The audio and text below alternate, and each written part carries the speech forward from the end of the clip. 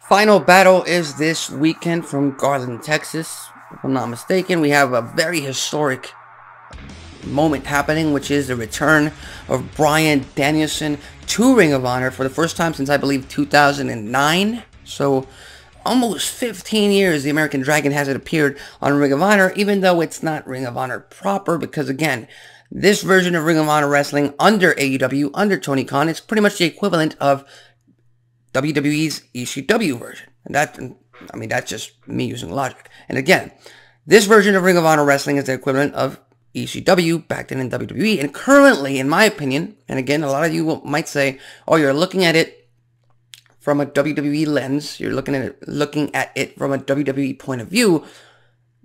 But here's the thing. Ring of Honor Wrestling today, because of all the content that AEW produces, should be their developmental. And if it's their developmental, then it should be kept apart from the main roster, from Rampage, Collision, and Dynamite. They should not be appearing as frequently as they do on AEW's main product.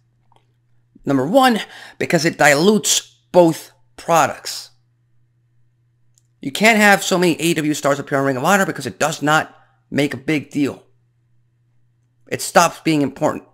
And you can't have so many Ring of Honor stars on AEW because, again, the exact same thing. There's no importance. There's no prestige in having 5, 10, 15 Ring of Honor stars or Ring of Honor champions on AEW TV every single week, every single broadcast. It dilutes the product to the point that you can't really follow the stories on each brand or in each company because they're so interconnected, they're so interweaved that there's no structure, there's no organization. I've said this many, many times. And again, just look at all the championships that we see time and time again, not only on Dynamite, Rampage, and Collision, also Ring of Honor.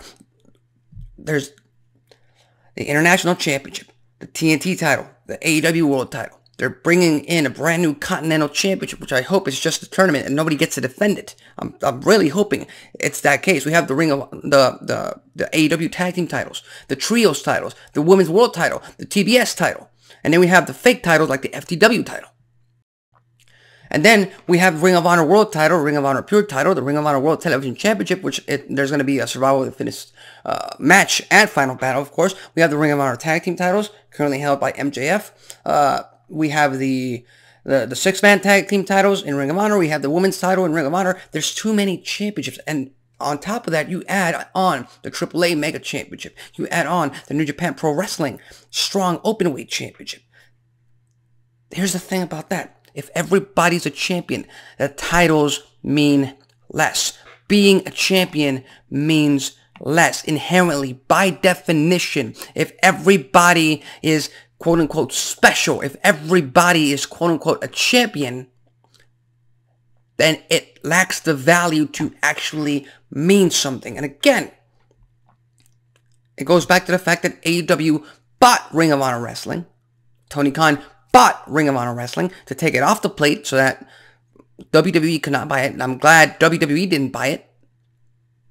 But they've taken the wrong approach with Ring of Honor Wrestling. Because again, they should take into consideration how WWE is handling NXT and do the exact same thing with Ring of Honor. Because here's the thing. You give superstars like the current Ring of Honor Women's World Champion, Athena, and her former apprentice, minion, Billy Starks. That's a fantastic story that's been exclusively on Ring of Honor. And if you ask me, that is the only match I am looking forward to. That is the only match I care about at Final Battle this weekend. You have to keep them separate. You can't mix the pot as much as they've been doing for the entire year of 2023. Number one,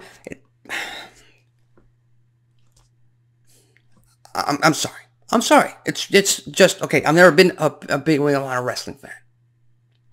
I'm glad AEW picked it up. I'm glad it's still there, but they're not using it right. They're not. It's too interconnected. AEW and Ring of Honor should have their own separate rosters. And once in a while, an AEW star appears on Ring of Honor. Once in a while, we have a Ring of Honor young, up-and-coming talent, which is what it should be there for. That's the pure definition of what Ring of Honor Wrestling used to be. Appear on AEW and make a splash, make a statement.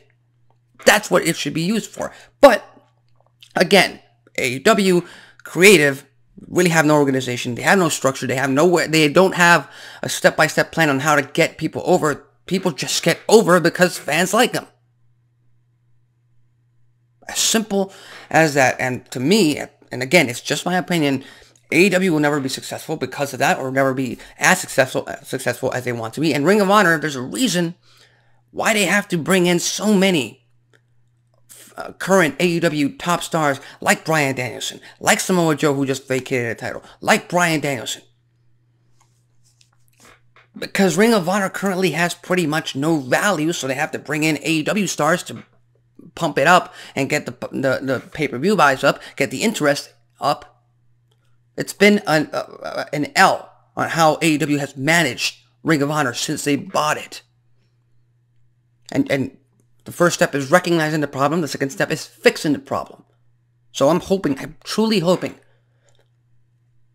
Final Battle 2023 is the start, because they're so interconnected. It can't be the end. It's a start of finally separating these two companies to the point that in mid-2024 we can get back to some inter-brand or inter-company matches every once in a while, and it actually means something, instead of right now where you just get a content where it's a random ass buffet that nobody gives a flying F about. You know, it is what it is. And again, I'm never talking about the lack of talent in ring when it comes to Ring of Honor, when it comes to AEW. I'm not knocking that. They're absolutely going to kill it this weekend at Final Battle.